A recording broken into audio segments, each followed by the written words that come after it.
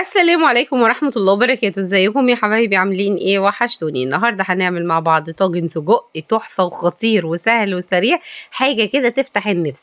تاكلي جنبه بطاطس مقلية، تعملي جنبه شوية رز ابيض، او تعملي جنبه مكرونة، او تغمسيه كده بالعيش لوحده مع سلطة طحينة.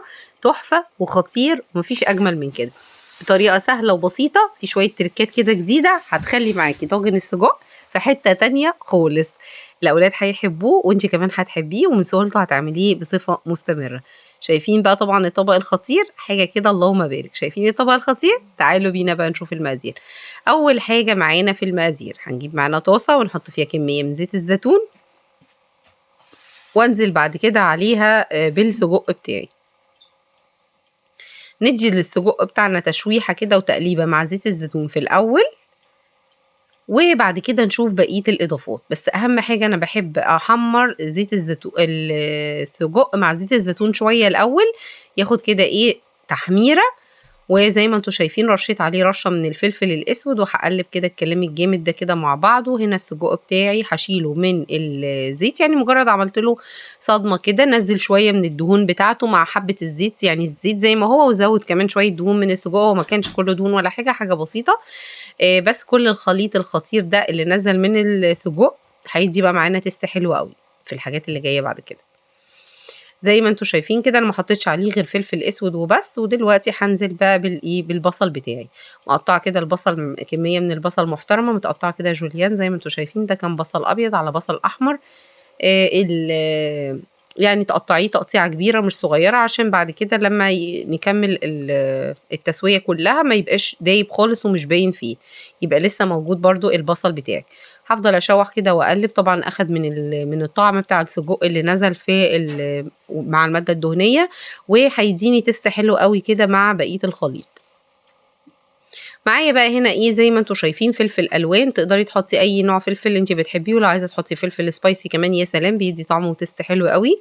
وحطّيت معلقة من التوم المفروم، أنا حطّيت فلفل أحمر وفلفل أخضر، وحطّيت معلقة من التوم المفروم، وهاشوّح الكلام. والله الريحة بقى خطيرة يا جماعة، مش عايزة أقول لكم الروايح بتبقى عاملة إزاي. وكنت مقطّعة برضه طماطم زي ما أنتم شايفين، نفس التقطيعة كلّه متقطّع كبير، يعني البصل كان متقطّع كبير عشان أنا عايزة أمّا آجي أغمّس كده بالعيش يبقى في معايا الخليط باين. حطيت كده معلقتين كده أو ربع كوباية من صلصة الطماطم، وهازوّد بقى البهارات بتاعتي زي ما أنتم شايفين. حطيت شوية من الفلفل الأسود كده محترمين، كنا حاطين على السجق بس فلفل أسود. ودلوقتي على الخليط الجامد ده حطيت فلفل أسود، وحطيت معلقة صغيرة من ال7 بهارات. يعني البهارات بتاعتي بسيطة خالص، فلفل أسود و7 بهارات وبس. حطيت هنا كمان معلقة من السُمّاق، والمعلقة السُمّاق دي اختياري بس هتدّي معاكِ taste حلو أوي. وبعد كده هانزل بالصوصات بتاعتي، معلقتين كده صغيّرين من الsoya sauce زي ما أنتم شايفين. الكمية اللي أنتم شُفتوها بعينيكم دي هي دي soya sauce. وحطيت حوالي 3 معالق أو 4 معالق من دبس الرُمّان والملح بتاعي. يبقى نقول تاني الإضافات اللي إحنا ضفناها واحدة، واحدة. أول حاجة شوّحت السجق وحطيت عليه فلفل أسود، وبعدين نزلت بالبصل. وبعد البصل حطيت الفلفل الألوان، حطيت الطماطم، معلقة من التوم المفروم. بعد كده لمّا اتشوّحوا مع بعض نزلت بفلفل أسود، معلقة من السُمّاق، ونزلت كمان عليهم بمعلقة من ال7 بهارات.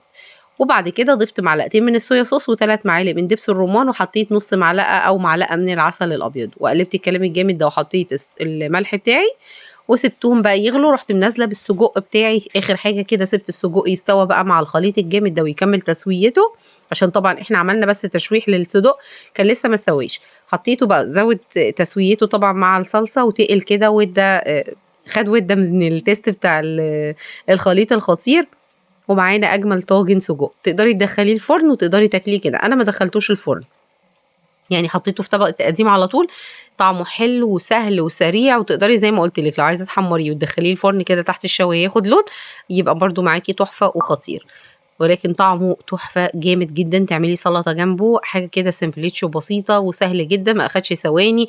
في حَر الصيف تقدري تعملي الأكلات الخفيفة دي، ما تاخدش معاكِ وقت ولا مجهود، وفي نفس الوقت طعمها حلو وتيست جديد هيعجبِك أوي مع السجق. الصويا صوص ودبس الرمان هيدوكِ تيست حلو أوي. لو شُفتِ الفيديو ما تنسيش من دعوة حلوة من القلب وبون أبيتي.